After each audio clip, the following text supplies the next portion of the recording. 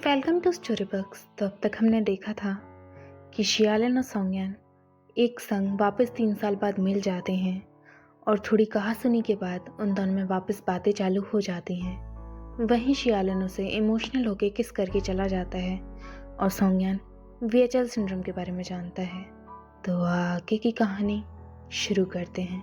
वीएचएल syndrome के बारे में जानते ही वह सीधा किमी को कॉल करता है और किमी ये सुनकर शॉक हो जाता है, लेकिन उसके बाद काम होकर कहता है चिंता की कोई बात नहीं है, ये असल में जेनेटिकली आता है, तो उस चीज़ का असर अब हो रहा है। सोंगयान चौंक जाता है और कहता है सोंगहाई सिंह ने मुझसे वादा करा था, 3 साल पहले उसने मुझसे कहा था कि शियालिन को ऐसा कुछ नहीं होने देगा। किमी कहता है तुमने अभी तक अपना वादा नहीं तोड़ा, तो इसका मतलब यही है कि सोंगहाई सिंह भी अपना वादा नहीं तोड़ेगा, लेकिन फिलहाल ये सही वक्त नहीं है कि हम शियालिन के बारे में सोचें। अभी सोंगयान पूछता है तुम्हारा मतलब क्या है? किमी कहता है सिचुएशन बहुत ही ज़्यादा क्रिटिकल हो चुकी है, मैं तुम्हें ऐसे ही नहीं बता सकता। वहाँ कितना समय हो रहा है? सोंगयान क्लॉक की ओर देखता है और बोलता है 3 बज रहे हैं। किमी शॉक हो जाता है, रात के 3 बज रहे हैं और तुम अभी तक सोई नहीं? सोंगयान कहता है हाँ, मैं कैसे सो सकता हूँ। किमी बोलता है तुम ज़्यादा मत सोचो, अभी आराम करो और जैसे ही तुम्हें मौका मिले शियालिन के साथ जल्द से जल्द चाइना आ जाओ, हम फिर बात करेंगे। और सोंगयान फ़ोन रख देता है, लेकिन उसका दिल अभी भी काफ़ी भारी था। वह नहीं बर्दाश्त कर सकता कि शियालिन को कुछ हो। सोंगयान की ये रात कुछ अजीब सी थी। वह पूरी रात नहीं सोता और ऐसे ही कुछ न कुछ सोचता रहता है। वहीं शियालिन वह रिपोर्ट्स के बारे में जानते ही खुद ही खुद मन में सोच रहा था मुझे कोई नहीं बचा सकता। पिछले महीने के एग्जामिनेशन के बाद मुझे पता चला कि मुझे वीएचएल सिंड्रोम है। फिर अब मैंने री एग्ज़ामिन कराया और अभी भी वही है। बाद में मुझे पता लगा कि ये हमारी जेनेटिक हिस्ट्री है। मेरे ग्रैंडपा को भी यही हुई थी और वह काफ़ी कम उम्र में ही चल बसे थे। मेरे साथ भी यही होगा जैसा मेरी पिछली ज़िंदगी में हुआ था। पिछली ज़िंदगी में मैं 28 साल तक जिया था। अभी पता नहीं कि मैं कितने वक्त जी पाऊँगा। इतने सालों में मैं अतीत का हर वो पल याद करता जहाँ सोंगयान था। हमेशा मुझे सोंगयान से कोई ना कोई शिकायत या उससे मिले हुए धोखे से मैं हमेशा परेशान रहता। जब उसने मुझसे वादे करे थे कि वह अब मुझे बहुत प्यार करता है, तो एक पल को मैंने मान भी लिया था, लेकिन उसके बाद 3 साल तक उसका कोई पता नहीं चला और उसने कभी भी इनिशिएट नहीं करा। इससे मैं उसके प्यार पर ही सवाल उठाने लग गया था। लेकिन अब जब बात यहाँ तक आ गई है, तो मैं केवल सोंगयान के साथ वह पल ही याद कर पा रहा हूँ जो मैंने उसके साथ बिताए थे। सच कहूँ तो मैं बस सोंगयान से एक बार मिलना चाहता था, लेकिन जब सोंगयान अपने पैरों पर आ गया और मुझे बताया जा रहा था कि उसने भी मुझे कितना याद नहीं करा, तो मुझे यकीन हुआ कि मैं शुरू से ही कितना गलत नहीं था। हम प्यार और इस नफ़रत के जाल में 2 जिंदगियों से फंसे हुए हैं और अब हम इतने आगे आ चुके हैं कि हम में से कोई नहीं बता सकता कि एक दूसरे में से हमको कौन ज़्यादा प्यार करता है। इससे पता चलता है कि ना ही सोंगयान और ना ही मैं, हम दोनों में से कोई भी एक दूसरे को नहीं छोड़ सकता। और फिर सुबह 7 बजे सोंगयान का असिस्टेंट पता लगाता है कि फ़िलहाल शियालिन कहाँ पर है और वह उसे कैफ़ेटेरिया में ले आता है। वहाँ कैफ़ेटेरिया में शियालिन के साथ लियांग जिनहुई भी था। उसे देखकर संज्ञान चिढ़ जाता है और कहता है, इस बच्चे को यहाँ से बाहर निकालो। असिस्टेंट कहता है, यस बॉस। और असिस्टेंट संज्ञान को लेकर आता है और कहता है, क्या हम टेबल शेयर कर सकते हैं? लियांग जुनहुई असिस्टेंट को देखकर कहता है, क्या मैं आपसे कभी मिला हूँ? आप जाने पहचाने से लग रहे हो। असिस्टेंट कहता है, हाँ, हम बार में मिले थे। लियांग जुनहुई कहता है, अरे हाँ, मुझे याद आया। तभी असिस्टेंट कहता है, ब्रदर लियांग, क्या आप मेरे साथ आ सकते हैं? मुझे आपसे कुछ बात करनी है। और वे दोनों वहाँ से चले जाते हैं। अब टेबल पर केवल शियालिन और सोंगयान ही थे। शियालिन अब भी कल रात की बातें भूल नहीं पाया था और उसे अच्छे से पता था कि उसने सोंगयान को किस तरह से किस करा था। तो वह नहीं जानता था कि वह सोंगयान को कैसे फेस करे। और वह कहता है, इतनी सारी वैकेंसीज थी, तुमने यही टेबल क्यों ली? सोंगयान कहता है, तुमने ही तो कल रात को बोला था कि सब सॉर्ट कर लेते हैं, लेकिन जब मैंने तुम्हें मैसेज करा तो तुमने मुझे रिप्लाई क्यों नहीं दिया? शियालिन कहता है, मैं अकेले रहना चाहता हूँ। सोंगयान कहता है, लियांग जुनहुई तो इंसान है ही नहीं, उसके संग तो अभी तुम बैठे ही नहीं थे। सोंगयान की ये बात सुनकर शियालिन कुछ नहीं बोल पाता और तभी सोंगयान कहता है, देखो, आई एम सॉरी, मैं तुमसे यहाँ कोई झगड़ा नहीं करने आया हूँ। अगर मेरी टोन खराब हो तो मुझे माफ़ करना। शियालिन मन में सोचता है, ये कुछ ज़्यादा हो गया, क्या मैं इट्स ओके बोलूँ? तभी सोंगयान कहता है, मैं आज चाइना वापस जा रहा हूँ, क्या तुम मेरे साथ चलोगे? शियालिन कहता है, आज? और फिर मन में सोचता है, आज तो मैंने लियांग जुनहुई के संग म्यूज़ियम जाने का सोचा था। सोंगयान एकदम से क्यों चाहता है कि मैं उसके साथ चाइना आऊँ? सोंगयान कहता है, ये सही होगा ना?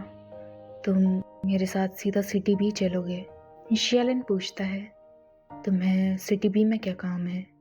सोंगयान कहता है, कुछ अर्जेंट है और साथ के साथ किमी भी तुमसे मिलना चाहता है। शियालिन कहता है, लेकिन मेरी टिकट्स तो। सोंगयान बोलता है, उसकी चिंता मत करो, मैं असिस्टेंट से सब सही करा दूंगा। और शियालिन मन में सोचता है, किमी मुझसे मिलना चाहता है, ऐसा क्या काम है आखिर? और वह काफ़ी देर तक सोच रहा होता है क्योंकि सोंगयान का इस बार जो ऑरा था वो काफ़ी ज़्यादा स्ट्रॉन्ग था और वह काफ़ी सीरियस लग रहा था। फिर वो काफ़ी शांति से कहता है, देखो सोंगयान, कल रात जो हुआ उससे तुम ये मत समझना कि मैं तुम्हारे साथ वापस रहना चाहता हूँ। सोंगयान कहता है, चिंता मत करो, मैं जानता हूँ ये बात और मैं केवल तुम्हारी मदद करना चाहता हूँ। तुम्हें जो भी बीमारी है उसे ठीक करने में। VHL, मैं इसके बारे में जानता हूँ। शियालिन कहता है, तुम कैसे जानते हो? सोंगयान बोलता है, मैंने कल तुम्हारा मैसेज देख लिया था। शियालिन चौंक जाता है। वह कुछ कहना चाहता था पर काफ़ी ज़्यादा सोच रहा था कि कहे क्या। और जैसे ही वह कुछ कहता है तभी पीछे से लियांग जुनहुई और सोंगयान का असिस्टेंट आ जाता है। बॉस, देखिए मैं आपके लिए ब्रेकफास्ट लाया हूँ।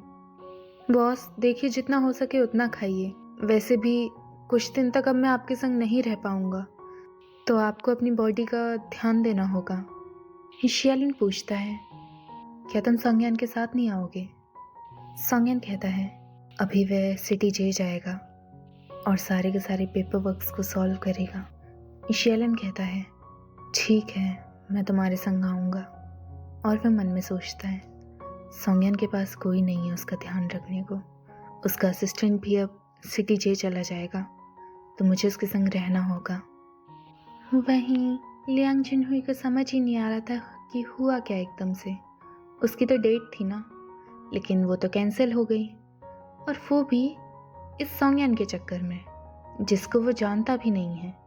और अभी उसे लग रहा था कि शियालिन भी उसको नहीं जानता। लेकिन 2 मिनट के अंदर ही ऐसा क्या हो गया कि ये दोनों एक दूसरे को इतना जानने लग गए और उसका सीनियर शिया भी उसके संग चाइना जाने की बात कर रहा है। फिर वह सोचता है कि इनके मैटर में पढ़ने से अच्छा वह चुप रहे और वह एक फ्रेंच फ्राई शियालिन को पास करता है। सीनियर शिया, इसे खाकर देखिए, इस होटल का ये काफ़ी टेस्टी है।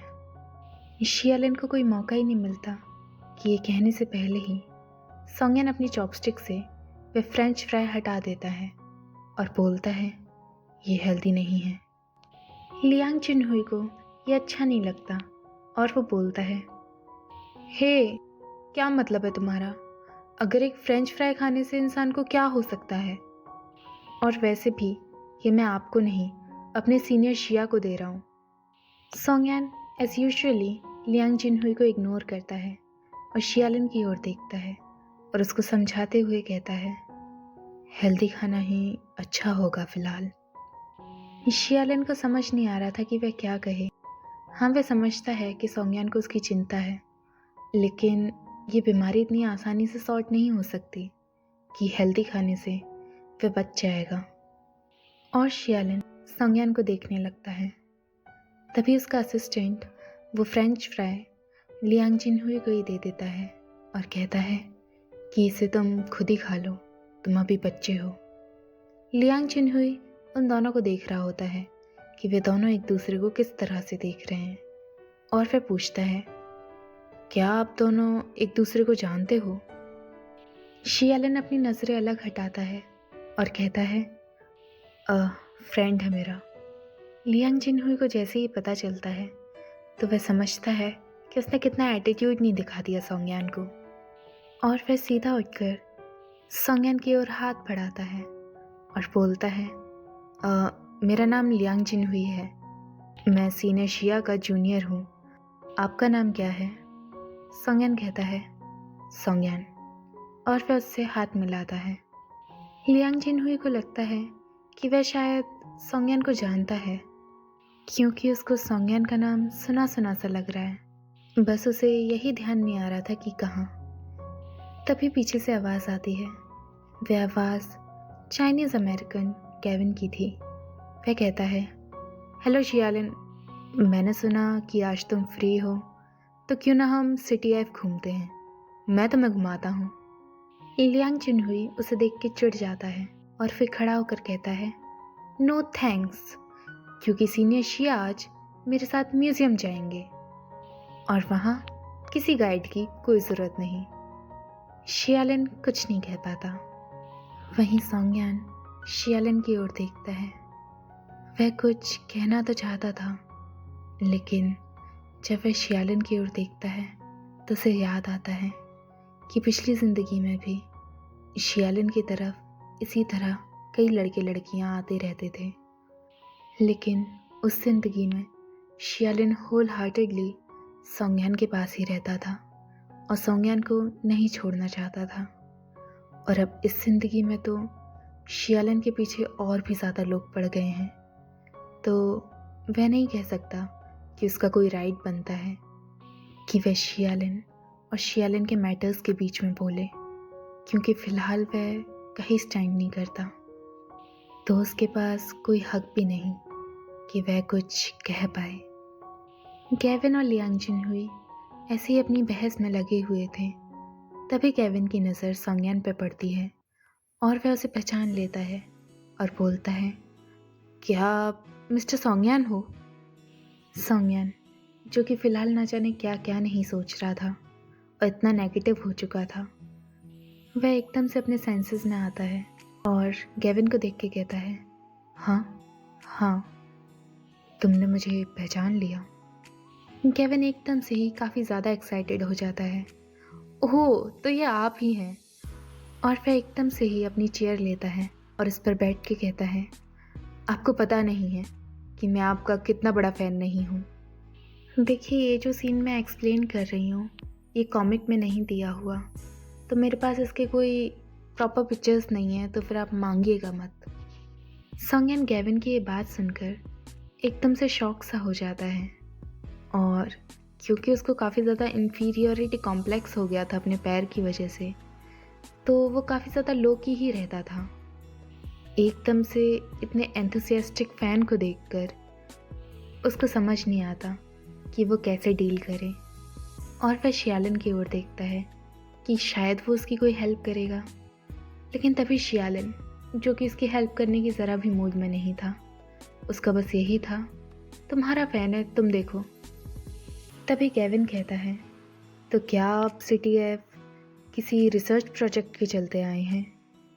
सोंगयान शियालिन की ओर देखता है और कहता है, नहीं, मैं अपने दोस्त से मिलने आया था। केविन कहता है, ओह मिस्टर सॉन्ग, क्या लिन ही आपका दोस्त है? ये लिन शब्द सुनकर सोंगयान को बिल्कुल अच्छा नहीं लगता कि ये कुछ ज़्यादा क्लोज नहीं हो रहा। लेकिन आउट ऑफ पोलाइटनेस वह कहता है, सही कहा, वह शियालिन है। और केविन सोचने लगता है और धीरे धीरे उसे सब समझ आ जाता है कि क्यों कल रात शियालिन केविन के संग आया था और सोंगयान के बारे में इतनी डिटेल्स मांग रहा था। और अब देखो, सोंगयान खुद शियालिन से मिलने आया है और वो कहता है, दैट्स इट, यही होना था और यही हुआ। मेरे चांसेस काफ़ी कम हैं अब। वह शियालिन को लेकर कह रहा होता है। सब लोग उसकी ओर ऐसे देखते हैं कि ये कह क्या रहा है, लेकिन लियांग जिनहुई समझ जाता है और वो बोलता है, क्या चांसेस कम है? तुम्हारे चांसेस थे ही कब? लेकिन इस बार केविन ने लियांग जिनहुई से कोई बात नहीं करी और सोंगयान की ओर देखकर कहता है, मैं तुम दोनों को अपनी ब्लेसिंग्स देता हूँ। सोंगयान, जो कि फ़िलहाल डिप्रेशन में था कि शायद अब शियालिन के संग उसका कोई चांस नहीं और वो शियालिन को डिज़र्व भी नहीं करता, वहीं एकदम से उसको ब्लेसिंग्स मिल रही हैं कि शियालिन के संग हमेशा खुश रहे। वहीं दूसरी तरफ शियालिन, उसे तो कुछ समझ ही नहीं आ रहा था कि क्या वो क्लैरिफाई करे कि सोंगयान और उसके बीच ऐसा कोई रिश्ता नहीं है। वो कुछ बोल पाता कि तभी केविन कहता है, क्या मैं आपके संग एक पिक्चर ले सकता हूँ, प्लीज़ प्लीज़। और वह अपना फ़ोन निकालता है। मेरा जो दोस्त है वो आपका डाई हार्ट फैन है, जब मैं एकदम से उसे फ़ोटो दिखाऊंगा तो वह काफ़ी जल जाएगा। ये देखकर कि सोंगयान अब भी कुछ नहीं कह रहा, तो केविन को लगता है कि शायद ये सब उसकी लेग प्रॉब्लम की वजह से है। तो वो बोलता है, आप चिंता मत कीजिए, मैं केवल आपकी अपर बॉडी गलूंगा, किसी को भनक भी नहीं लगने दूंगा कि आपको कोई दिक्कत है। सोंगयान उसको रिफ्यूज़ नहीं कर पाता और उसके एंथुसियाज्म को देखकर उसको हाँ बोल देता है और उसके संग पोज देने लगता है। वहीं शियालिन एक कॉर्नर में ये सब देख रहा होता है और काफ़ी ज़्यादा जेलस फील करके मन में सोचता है कि काश केविन का जो कॉन्फिडेंस है वो उसके अंदर भी होता। तो इसी के साथ हमारा चैप्टर आज ख़त्म होता है। नेक्स्ट चैप्टर जो होगा वो काफ़ी ज़्यादा इंटरेस्टिंग होगा, तो उसके लिए स्टे ट्यून्ड और देखते रहिए स्टोरी बक्स।